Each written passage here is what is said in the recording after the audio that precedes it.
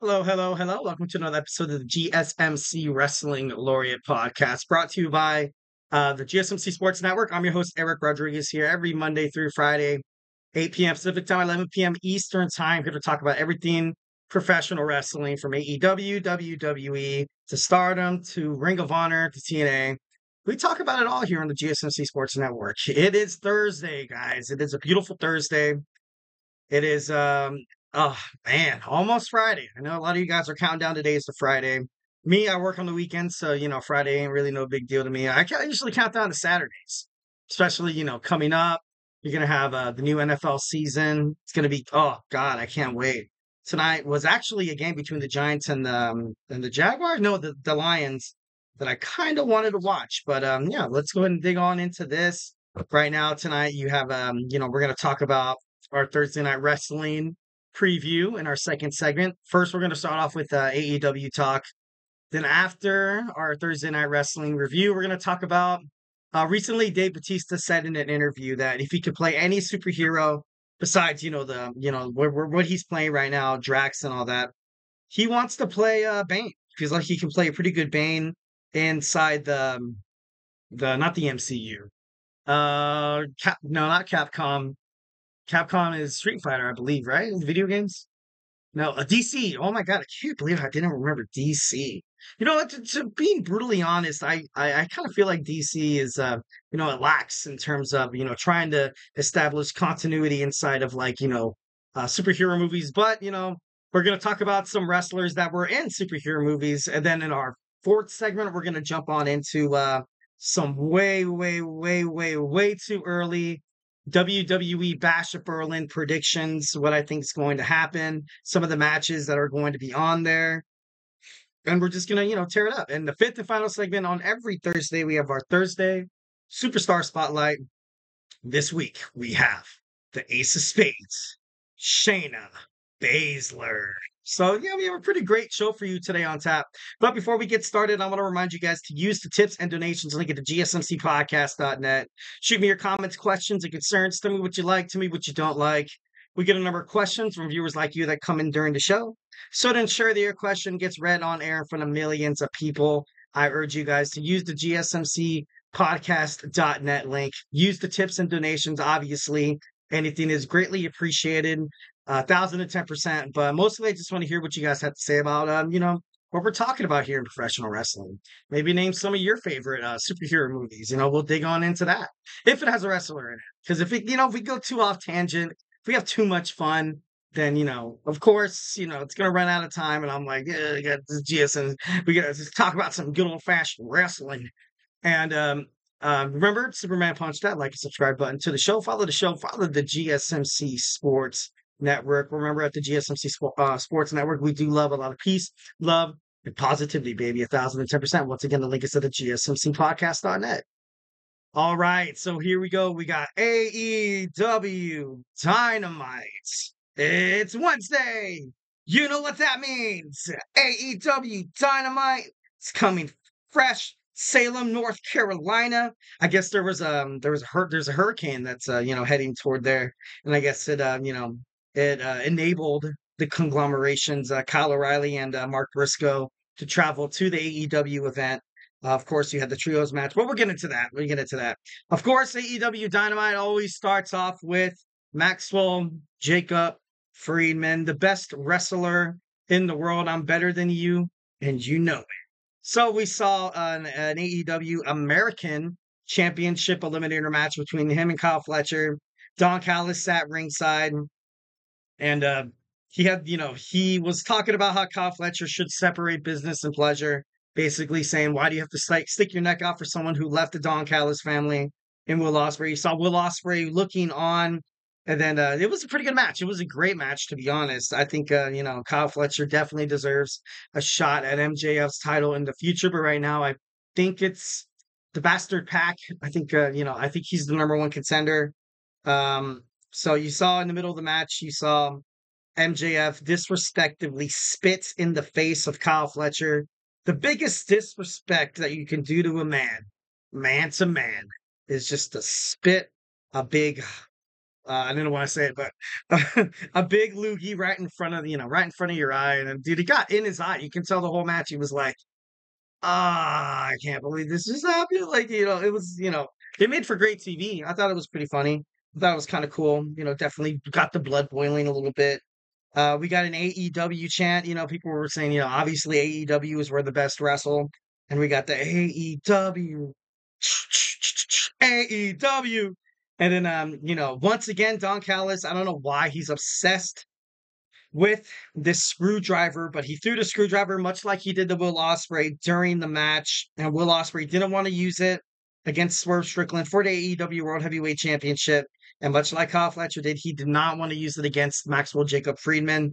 He kind of threw it to the side, just a distraction, just enough for Kyle Fletcher to be, to be brutalized. After that, you saw MJF attack Fletcher. Blood was and he said to Will Ospreay, he said, this blood, Kyle Fletcher's blood, is on your hands, Ospreay. And Don Callis at the end of the match was just shocked. He was pissed off because Kyle Fletcher got hurt, but ultimately Kyle Fletcher got hurt, got put in that position because of Will Ospreay. That's obviously how he feels about it. Blaming Will Ospreay, telling him, "Hey, where were you? Where were you? Why weren't you out here?" And yeah, it was kind of crazy. Then we had the Mariah May squash match against Viva Van. At the end of the match, of course, you saw Mariah May win, but then you saw the gift from Tony Storm, where it was Tony Storm, coddling the glamour Mariah May. And then on the back of the poster, it read, "Die, Mariah, die." It was it was pretty good. It was a good promo. All in all, you saw the girls go absolutely ballistic toward each other. A lot of, oh, this match is going to be great. This match is going to be great. And it's been rumored that Mina Shirakawa also will be coming to AEW Dynamite full time. So maybe perhaps, another stable in the mix. Perhaps Mariah May, Mina Shirakawa, join forces to kind of create and kind of, ruin Tony Storm's life, because Tony Storm, her protege was Mariah May, and now you have her two opponents. Obviously she faced Mina Shirakawa at AEW. It wasn't Double or Nothing. Damn it. What was it? Was it a Forbidden Door? And, so obviously a lot of, animosity between there. Next, we saw a promo between Jack Perry smashing the TV, saying he smashed the past. It was kind of crazy because I saw Samoa Joe on the screen, and I swear to the Lord, I thought at the very last TV screen being smashed, I thought that was Cody Rhodes. I don't know why, but it kind of looked like Cody Rhodes a little bit. And it just, shook the AEW audience, because Cody Rhodes is obviously a founder. Him, Kenny Omega, and the Young Bucks teamed up with, Jaguars owner Tony Khan. Well, part owner Tony Khan.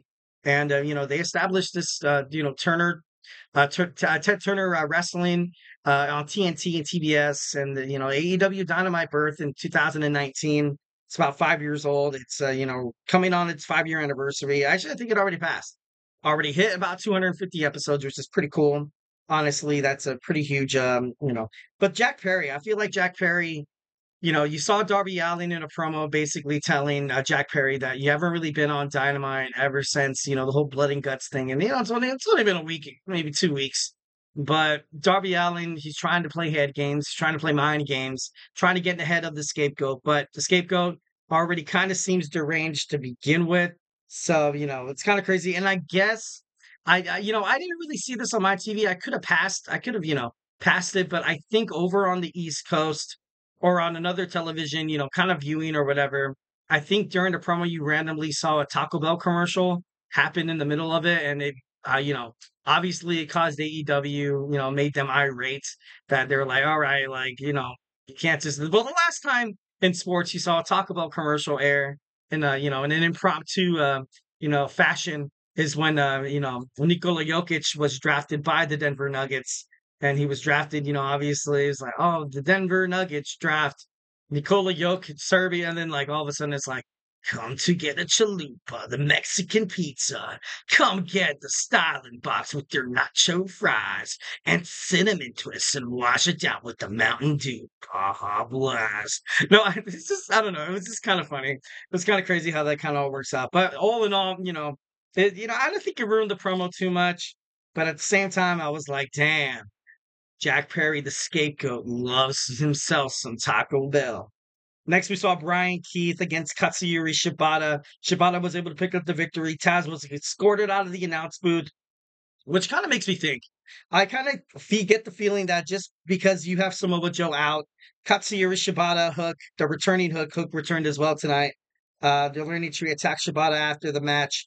They're going to need a tag team partner, and Taz has kind of committed to the fact that he will never ever, wrestle again inside the squared circle. But at this point, your son needs help. And New Japan Professional Wrestling, legend in the making. Katsuyori Shibata needs help as well. I think he laces his boots up at AEW All-In. I'm going to put my, put the house on that. Next, we saw Jim Ross interview with Swerve Strickland. Swerve obviously looking pretty damn motivated, saying that he controls the narrative. He doesn't care about Bryan Danielson's family, Bree, his kids. He wants Bryan Danielson's legacy to belong to him after AEW All-In at Wembley Stadium. He wants to retire him, much like, to everybody's chagrin. But overall, you have to respect what Swerve, what he kind of did in that promo. Kind of gave me a little bit of heel vibes, and then he came out like when we're going to talk about at the end of the night. And I don't know, he's just being him. He's just being Swerve Strickland. Next, we have a trios match. Orange Cassidy and FTR defeated Roderick Strong, Rouge, and Beast Mortos. The Acclaim came out to confront FTR. They're going to fight in the future. Obviously, you have the Acclaim, the number one contenders for the Young Bucks, AEW Tag Team Champions. I did not really see them as well. The Elite, no Okada, no Young Bucks. Once again, like what we talked about in our last show, that this faction, this gimmick, it's not working. The Young Bucks look weak. Okada looks weak.